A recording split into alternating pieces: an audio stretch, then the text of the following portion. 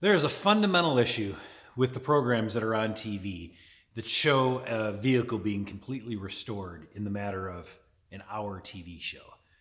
While I think it's great that it helps promote the hobby and gets people interested, I think it sets completely unrealistic expectations. Even for myself that's built probably 18 vehicles, every time I tackle a new project, I end up finding myself doing tedious work that just takes days and days and days. So I at least can go over where I'm at on the Vette Scout project. And I've come a long ways. Unfortunately, there's been a pretty big gap in between videos. So at this point, the priming work and the body work is done. The paint work and the Raptor liner finish is done. And I am tackling things like the electrical, which I'm making mistakes as I go along on.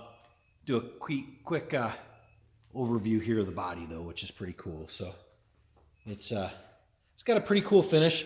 I ended up doing plastic caps to cover the holes here because I wanted to make it so that you could actually put the top on it if you ever wanted to. I never have any intentions on doing so. I've got all my wiring loom ran. I've got everything ready to go. One of the biggest drawbacks, and this is like a note to self or a note to everyone, it is better to get a vehicle that is together than it is to get a vehicle that was somebody else's project. I know at the very beginning of the onset of this project, I said I love buying vehicles that were abandoned projects because generally you get the best value out of them. But you also get the most parts that are missing. And it's always the little stuff that absolutely does you in. For example, the gas tank. So I'm using the stock gas tank, which I didn't know if I would or not. And within the stock Corvette gas tank, the sending unit, which is here, was not attached.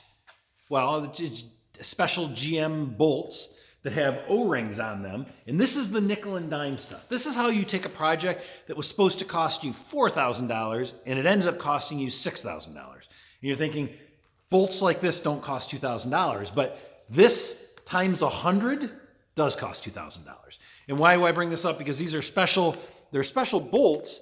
They have little rubber O-rings in them to help seal the sending unit down. Same thing with I had to order a gasket for the sending unit because whoever took it off didn't save the gasket. Same thing that goes for pulling the seat belts out. Now, GM doesn't use standard size seatbelt bolts. So when I bought seat belts, they came with bolts and I was all excited because it came with everything and none of the stuff fits. So seat belts are in. Actually, it looks pretty good how the caps fit on. I've got a spaghetti mess of wiring inside, but part of that is because there's just a lot of wires. And this is a pretty simple build. There's no heater, there's no air conditioning. There's a bunch of stuff that you don't need to wire up, but it doesn't change the fact that you still have your ignition, you still have your brake lights, your tail lights, you still got your gauges, you still have all kinds of stuff that has to be wired up. On top of that, I've made a few mistakes. I've done a fair amount of research and educated myself as I've gone along, but the biggest one was wrapping my head around the turn signals and making sure the right feeds were used. And that brings up another extremely valuable lesson. Don't buy the $69 fuse panel kit that comes on eBay or you can get on eBay or Amazon. It's simply not worth it. After buying the $70 kit and then buying the extra wires to reach the taillights and the headlights, and then having to figure out that, oh, you need a relay for your headlights. I wished I would have spent $200 and bought a complete kit that required no splices. You wired from the fuse panel to every endpoint and everything was included. That is, at this point, mark my words, that's the biggest mistake I've made on this project.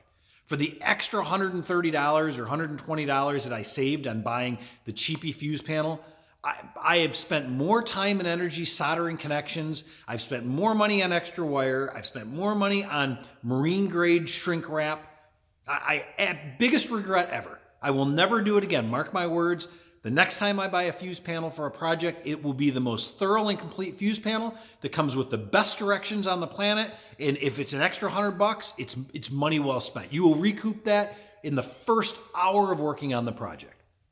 Anyways, back to where I'm at from a project perspective. I had to cut out the dashboard. I bought this really cool panel. Again, these are all the lessons you learn as you go along, right? So I thought it would be really cool to have an engine-turned aluminum panel to mount all the gauges in. And I'm searching around in my mess here to see if I can find the panel. I've already screwed it up, so hopefully it'll be okay. I did my layout on the panel.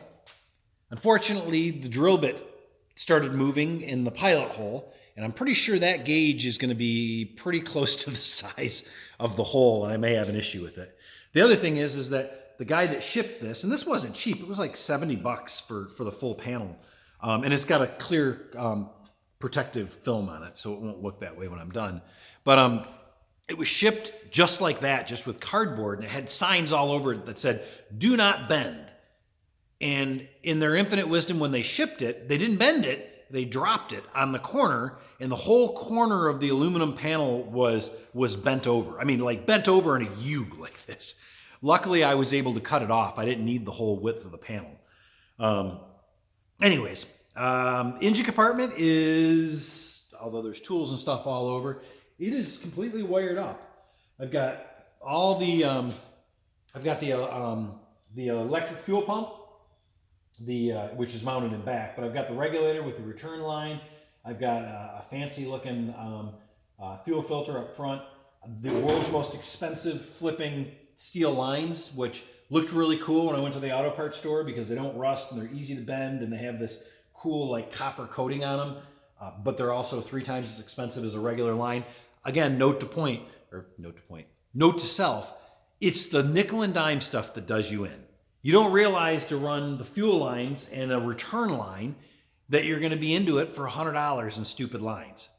I didn't even think about that. I got all done and then I was like, oh man, no more lines. And then I'm like, well, wait a second, I got to wire up all the brakes.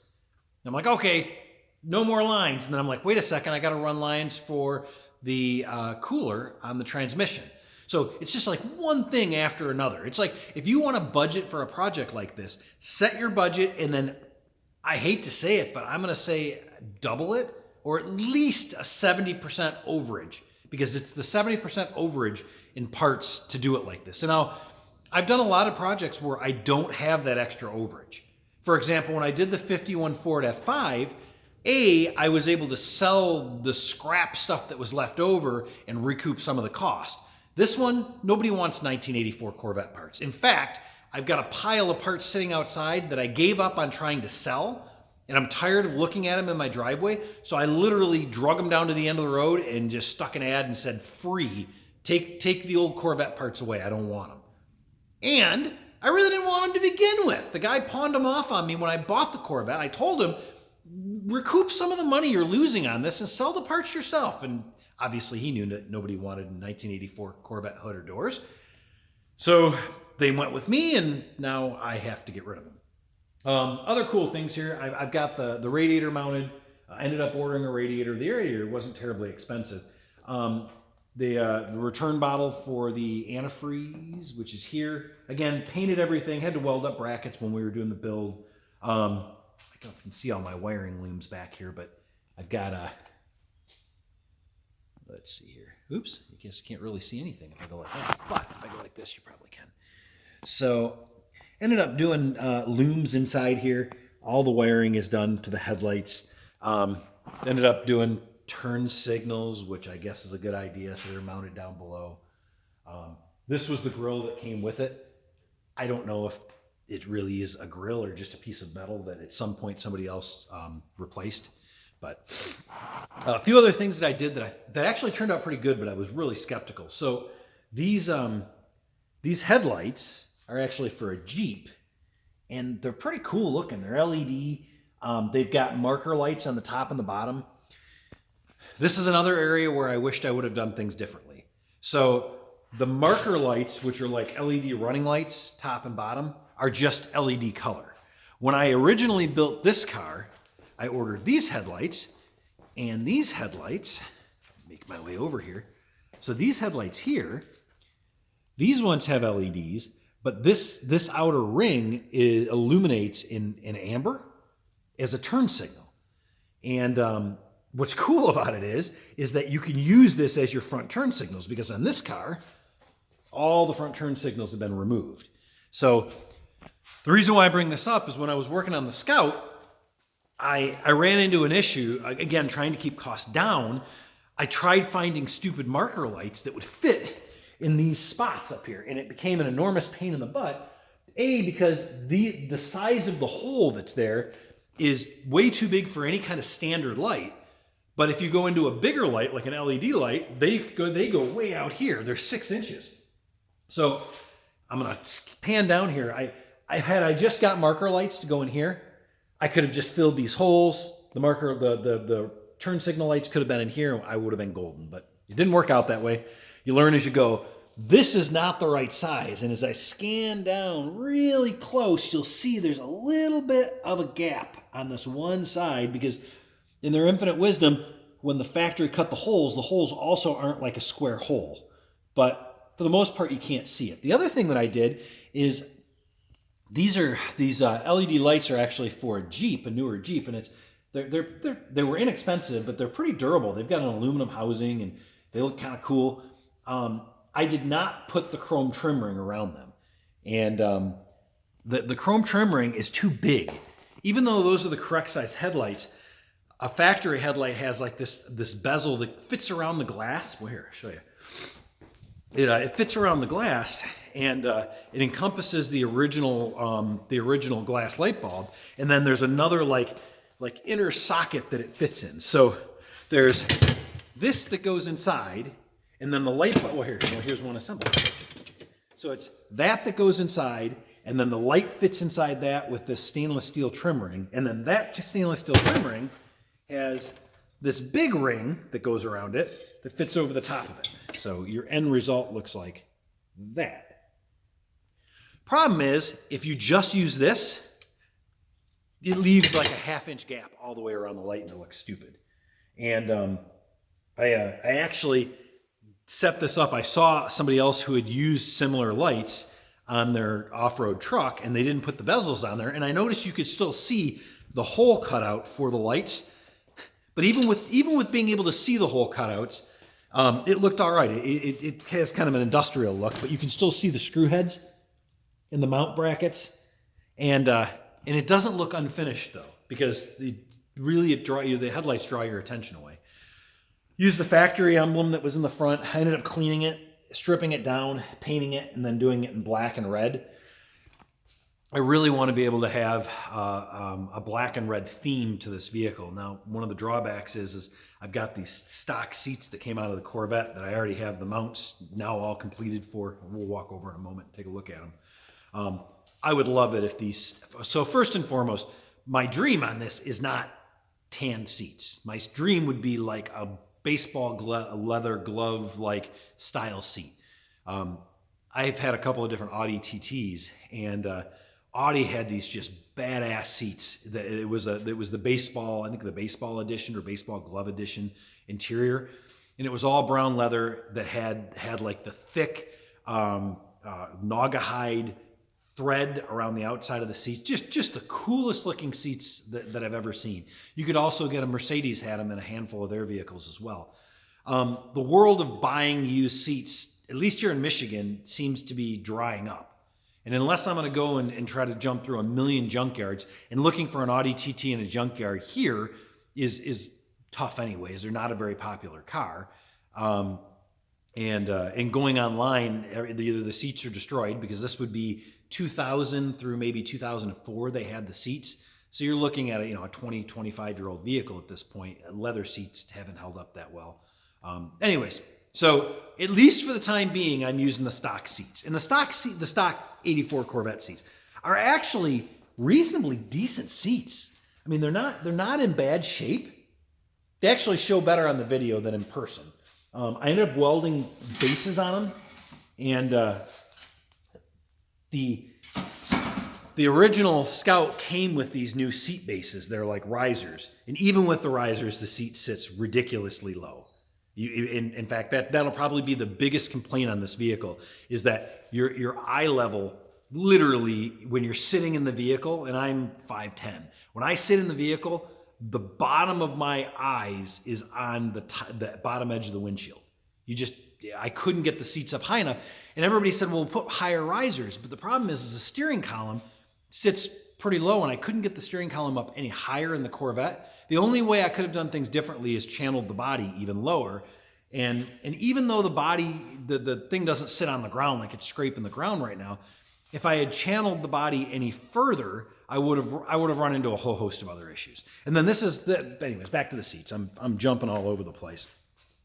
This is the stock driver's seat. Again, pretty clean. There's some spots where getting in and out of the vehicle, the seat belt had rubbed on it, and there's a few stains on the leather.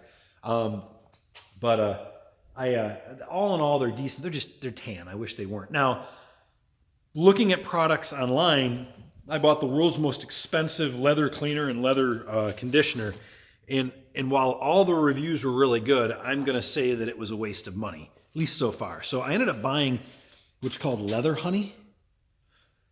Zoom in on that. So Leather Honey, and I bought their cleaner, which was this cleaner. So here's my gripe. My gripe is that I followed the directions and I cleaned the seats with the leather cleaner, which is like a concentrate. So it's 1 ounce for every cup of water or something. And I scrubbed the seats down, and it cleaned it like any other soap would do. It didn't do a really good job. It just cleaned it. And so I ended up cleaning the seats off, and then I ended up using the leather the Leather Honey. But the Leather Honey gave, like, this one doesn't have it on there, and this one here has it on there, but it makes the seat shiny. So anyways, that's where I'm at on the project right now. We'll continue on, but this is where we're at. So